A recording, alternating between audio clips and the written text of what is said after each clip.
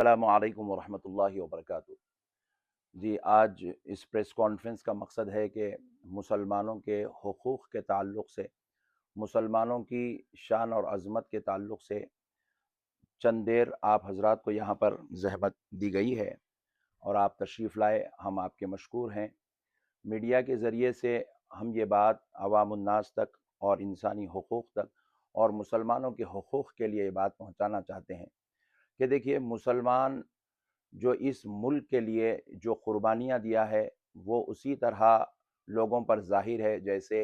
सूरज की रोशनी सब पर ज़ाहिर है। मुसलमानों ने इस मुल्क के लिए अपनी मोहब्बतों को, अपनी खिदमात को, अपनी कुर्बानियों को, अपनी जानों को पेश करके इस मुल्क में आज़ादी के वक्त हिस्सा लिया और अल्हम्दुलिल्लाह आज तक मुसलमान बड़ी शान के साथ, बड़ी इज़्ज़त के साथ इस मुल्क में रहते आए हैं। लेकिन अब जो नफ़रतों की सियासत चल रही है, जो नफ़रतों का माहौल रोज़ाना गर्म हो रहा है, जो आपस में हिंदुस्तानी शहरियों को नफ़रतों में बाँटा जा रहा है, ऐसे वक्त में जो है ज़रूरत है कि हम इन नफ़रतों को ख़त्म करने के लिए कोशिशें करें और आपस में इत्तेहाद और मोहब्बत की बात करें। तो अब ऐसे वक्त में क्योंकि हमें ये बात कहने पर इसलिए जो है आपके सामने आना पड़ा, क्योंकि अब हमारे रियासत तेलंगाना में एक्साइज़ डिपार्टमेंट के एक बहुत बड़े आला ओहदेदार आईएएस ऑफ़िसर सैयद अली मुर्तज़ा रज़वी साहब, जिन्होंने हाल ही में वॉलंटरी रिटायरमेंट ले लिया। जब सोशल मीडिया के ज़रिए से, न्यूज़ेस के ज़रिए से, अखबारात के ज़रिए से हमें उनके बारे में इत्तला मिली तो बहुत अफ़सोस हुआ कि हमने ये जाँचने की कोशिश की कि आखिर क्या हुआ, किस वजह से एक मुस्लिम आला ओहदेदार ने क्यों जो है वॉलंटरी रिटायरमेंट ली। जब मीडिया के ज़रिए से, प्रिंट मीडिया और सोशल मीडिया के ज़रिए से हमें ये इत्तला मिलती है कि उनको किसी न किसी तरीके से दबाव में रखा जा रहा था, उनकी ईमानदारी और दियानतदारी को कबूल नहीं किया जा रहा था, उन्हें करप्ट बनने के लिए जो है मजबूर किया जा रहा था। लेकिन अफ़सोस की बात है कि एक मुसलमान के साथ इसकी दियानतदारी को उसको तमगा देने के बजाय, उसको जो है एक अच्छी बेहतरीन उसको इज़्ज़त देने के बजाय अफ़सोस के उसको इतना प्रेशराइज़ किया जा रहा है कि उन्हें अपने उस आला ओहदे से जो है वॉलंटरी रिटायरमेंट लेनी पड़ रही है। ये एक बहुत अफ़सोस की बात है कि एक मुसलमान ऑफ़िसर और अपनी पूरी मुकम्मल दियानतदारी के साथ, ईमानदारी के साथ, अपनी मुकम्मल सलाहियत के साथ तेलंगाना स्टेट के लिए इतनी खिदमात पेश कर रहे हैं और इतनी मेहनत कर रहे हैं और इतना एक्साइज़ डिपार्टमेंट को इतने बेहतरीन तरीके से संभाल रहे थे। लेकिन अफ़सोस की बात है कि आज उस ऑफ़िसर को वॉलंटरी रिटायरमेंट लेना पड़ रहा है। लिहाज़ा ऐसे वक्त में हम हुकूमत वक्त से ये जो है ख्वाहिश करते हैं कि एक मुसलमान के साथ अगर जो है इस तरीके से सलूक होगा तो फिर आवाम के अंदर जो है हुकूमत के ताल्लुक से बदगुमानियां पैदा होंगी। हुकूमत जो है अवाम के ताल्लुक से जो है वो बातें सोचने पर मजबूर हो जाएगी जो बीजेपी के ताल्लुक से हम सोचते हैं और कहते हैं। लेकिन अफसोस की बात है क्योंकि आज हमारे पास यहाँ पर तो कांग्रेस की गवर्नमेंट है और उसके बावजूद भी एक मुसलमान सुकून के साथ अपनी ईमानतदारी और अपनी दियानतदारी के साथ अपने उतने बड़े मनसब, अपने आला ओहदे को नहीं संभाल सक रहा है। ये बड़े अफसोस की बात है। मगर मैं आपसे फिर एक बात अर्ज करूंगा कि देखिएगा, पहले मुसलमानों को जो है एमएलए और एमपीज वगैरह बनने से रोका गया, बहाना बनाया गया कि मुसलमान जो है मुसलमान को वोट नहीं देते। क्योंकि अब देखिए, अब हमारे पास इलेक्शन हो रहा है, क्या हर एक जो है वोटर वही होता है जो अपने मजहब वाले को वोट डालता है? नहीं, बल्कि यहाँ पर जो गंगा जमनी तहजीब है कि मुसलमान हर मजहब वाले को वोट डालता है और हर मजहब वाले का फर्ज बनता है कि वो भी एक मुसलमान को वोट करे। अगर मुसलमान वोट नहीं करते, इस बात से एक मुसलमान से एमएलए और एमपी सीट ले ली गई। फिर दूसरी बात यह हुई कि अब उनको मिनिस्ट्री और एमएलसी से भी रोका जा रहा है और अफसोस की बात है कि यह काम तेलंगाना में हो रहा है। फिर तीसरी बात यह है कि अब मुसलमानों में जो आला ओहदेदार है उनके ताल्लुक से यह सुनने में आ रहा है, ये पढ़ने में आ रहा है कि वो वॉलंटरी रिटायरमेंट लेने पे मजबूर हो रहे हैं। वो भी सैयद अली मुर्तजा रजवी जैसा ऑफिसर जिसकी ईमानतदारी, जिसकी दियानतदारी का डंका पूरी तेलंगाना में बल्कि पूरे इलाकों में मशहूर है और ऐसे ऑफिसर को जो है आज वॉलंटरी रिटायरमेंट लेना पड़ रहा है। ये बड़े अफसोस की बात है। ऐसे मौके पर मैं बिलखुसूस रेवंत रेड्डी साहब जो हमारे रियासत के चीफ मिनिस्टर हैं, हम उनसे उम्मीद है करते हैं और हम उनसे भलाई की उम्मीद रखते हैं और हम उनसे बार बार ख्वाहिश करते हैं कि इस तरीके की जो है चीजों को रोका जाए, मुसलमानों को उनकी शान और इज्जत के मुताबिक उनके हुकूक दिया जाए। मुसलमान एमएलसी का हकदार भी है, मुसलमान एमपी बनने का हकदार भी है, मुसलमान जो है एमएलए बनने का हकदार भी है, मुसलमान अपनी ईमानदारी दियानतदारी के साथ अपने मनसबों पर आला ओहदों पर रहने का हकदार भी है। उनको उनके हुकूक बराबर दिए जाएं और मुसलमानों के जो वादे गवर्नमेंट ऑफ कांग्रेस ने की है वो तमाम वादों को फिल फोर तकमील तक पहुंचाया जाए, चाहे वो माइनॉरिटी स्कूल्स के वादे हों, चाहे वो बच्चियों की शादियों के रकम के वादे हों, चाहे वो मुसलमानों की मस्जिदों के इमामों की तनख्वाहों के वादे हों। जो जो वादे मुसलमानों के साथ किए गए हैं, हम कांग्रेस गवर्नमेंट से ख्वाहिश करते हैं आप उसी तरीके से ये तमाम वादों को पूरा करें जिस तरीके से पिछली गवर्नमेंट बीआरएस गवर्नमेंट अपने वादों को वक्त पे पूरा किया करती थी। लिहाजा हम आप सबसे ख्वाहिश करते हैं कि इस बात को तमाम उम्मत मुस्लिमा को आज गौर करने की जरूरत है, सोचने की जरूरत है, फिक्र करने की जरूरत है और अपनी बात हम दबाने की जरूरत नहीं। आप गुजारिश के तौर पर हर मुसलमान को हक है अपनी बात हुकूमत वक्त तक पहुंचाए ताकि मुसलमानों को उनके हुकूक जो मिलना चाहिए वो मिलते रहे और जो मिले हैं वो बाकी रहे और जो मिलने के हकदार हैं उनको बराबर वो मनसब, वो ओहदा, वो मुकाम दिया जाए। मैं उम्मीद करता हूं गवर्नमेंट ऑफ तेलंगाना से कि मुसलमानों को उनके हुकूक बराबर दिए जाएंगे, मुसलमानों के साथ बराबर हुस्न सुलूक और हमदर्दी की जाएगी, मुसलमानों को बराबर का मुकाम दिया जाएगा।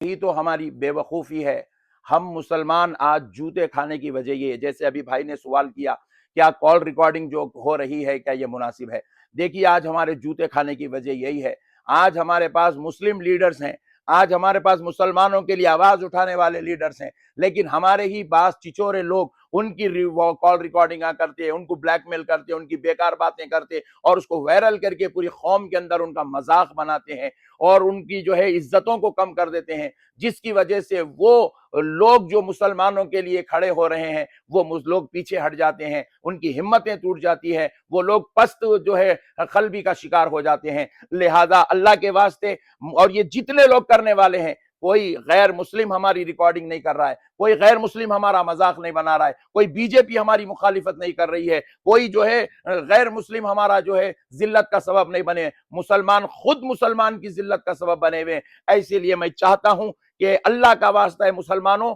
ऐसी नीच हरकतें मत करो जिसकी वजह से तुम भी जलील हो जाओ और तुम्हारी कौम के रहनुमा और रहबरों को भी तुम जलील कर दो और उनके साथ मजाक बना दो, उनकी दिल्लगियां बना दो और उनके लिए तुम जो है बेकार की हरकतें करके पूरे मुआशरे को तबाह और ताराज कर दो। देखिए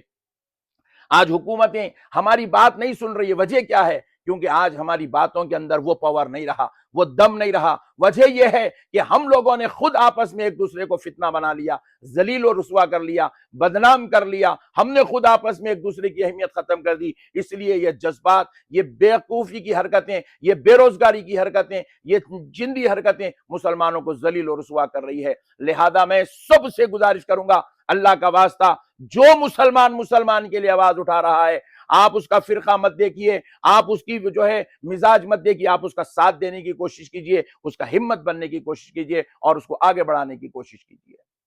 मिली तंजीमों से सियासी कायदीन, आप जो सवाल कर रहे हैं राजा सिंह के ताल्लुक से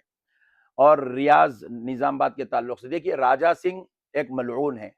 राजा सिंह एक शख्स वो है जो असेंबली में खड़े होकर ओथ लेता है, कसम खाता है कि मैं यहाँ के खवानीन की तहफ़्फ़ुज़ के साथ, उसकी पाबंदी के साथ काम करूंगा। लेकिन अफसोस इस बात का है, उस बदबख्त को यह नहीं मालूम है, उस नालायक को यह नहीं मालूम है कि यहाँ पर हमारे मुल्क में यह कानून बना हुआ है, कोई शख्स भी चाहे उसका ताल्लुक किसी भी मजहब से हो, वो किसी भी मजहब के रिलेटेड पर्सन से, उनकी आस्थाओं के साथ, उनके बुजुर्गों के साथ, उनकी इज्जतों के साथ हरगिज नहीं खेल सकता। उसके बावजूद भी ये बदबख्त, ये नालायक राजा सिंह खुले आम मुसलमानों के आका व मौला सैयद आलम सल्लल्लाहु अलैहि वसल्लम की शान में बदबख्ताना कलमे अदा करता है, बेकार के जुमले अदा करता है, पूरे न सिर्फ तेलंगाना, पूरे हिंदुस्तान के मुसलमानों के दिल आजारी करता है, तकलीफ पहुंचाता है और बार बार जो है आईपीएस, बार बार डीजीपी के पास, कमिश्नर के पास और इलाकाई सतह पर पुलिस स्टेशनों में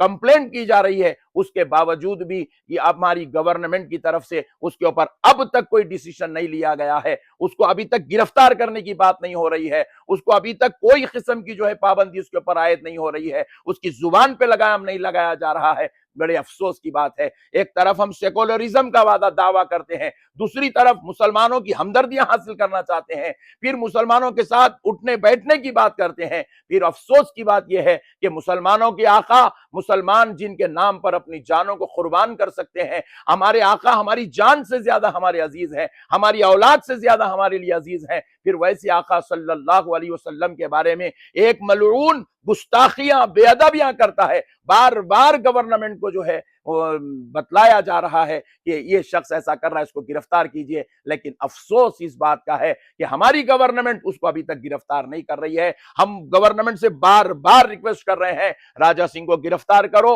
राजा सिंह को गिरफ्तार करो, राजा सिंह को गिरफ्तार करो और उसको जो है जेल में डालो, ताकि उसको पता चले कि किसी भी मजहब के ताल्लुक से बदकलामियां करना, बुरी बात करना कितना बदबख्ताना अमल है। लिहाजा आपने दूसरी जो बात पूछी रियाज के ताल्लुक से, देखिए रियाज ने जो हरकत किया है, उसने जो एक पुलिस वाले के ऊपर चाकू चलाई है, ये बहुत बेकार हरकत थी, ये बिल्कुल बेकार हरकत थी। ऐसी हरकत की कोई मुसलमान रियाज की तायद नहीं करता, लेकिन हम फिर भी गवर्नमेंट ऑफ तेलंगाना से, कांग्रेस गवर्नमेंट से यह ख्वाहिश करते हैं तहकीकात कराई जाए कि एक शख्स अगर किसी के गले पे छुरी लगा रहा है तो आई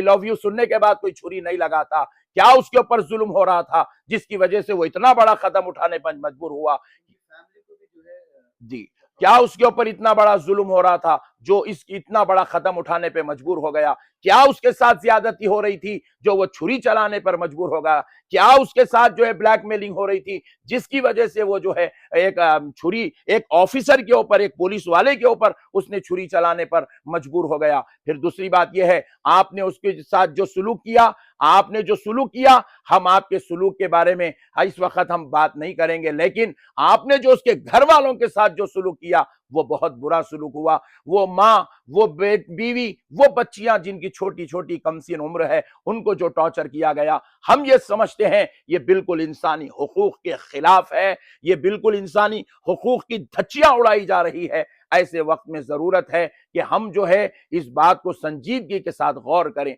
इस बात को हम जो है सोचें, क्या इंसानियत की भी आज इतनी मौत हो चुकी है कि किसी माँ का भी हम लिहाज नहीं रख रहे हैं, छोटी बच्चियों की इज्जतों का भी हम लिहाज नहीं रख रहे हैं, और एक जालिम बदबख्त जो गंदी हरकत करता है हम उसको सजा दे रहे हैं और उसके साथ उसके पूरे खानदान को भी सजा दे रहे हैं। जरा गौर करने वाली बात है, जो सजा का मुस्तहिक है उसको बराबर सजा दी जाए, उसको ले आकर जो है किसी दवाखाने में नहीं, एक चौरस्ते पे ठहर के उसके गोली मारी जाए, अगर वो गुनहगार है बराबर उसको सजा दी जाए, लेकिन जो मासूम है उनके साथ हरगिज ऐसी हरकत ना की जाए। जो हरकत निजामाबाद में हुई है वो पूरी इंसानियत को शर्मनाक करने वाली हरकत है। बड़े अफसोस के साथ हम फिर एक मर्तबा हमारे चीफ मिनिस्टर साहब से गुजारिश करते हैं कि आप इसके ऊपर तवज्जो फरमाएं, जरूर इस पर नोट लें, ताकि मुसलमानों का जो एतमाद कल आपके साथ था वो आज भी आपके साथ बरकरार रहे। जुबली हिल्स के अंदर फिरका पर बीजेपी बड़ी जोरों शोरों के साथ अपनी कैंपेन चला रही है। देखिए, जुबली हिल्स के ताल्लुक से आप जो सवाल कर रहे हैं, जुबली हिल्स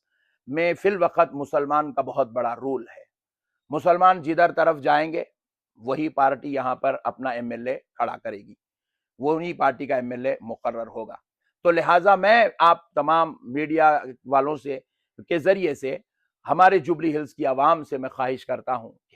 देखिए तमाम मुसलमान एकजुट होकर वोट डालिए।